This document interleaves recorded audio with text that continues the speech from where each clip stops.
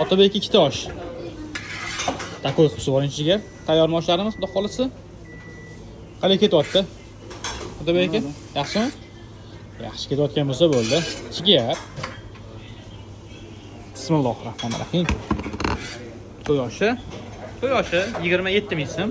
Otabek ham har kuni qiladilar. To'g'rimi? Otabek ham yo'q kunlar shogirdlari Ibrohim aka qiladilar. Shashlik sotayotgan akamiz. Ukajonim oshlarini go'shtini soling. Tuxumlari ham isidan chiqmasin, jigar.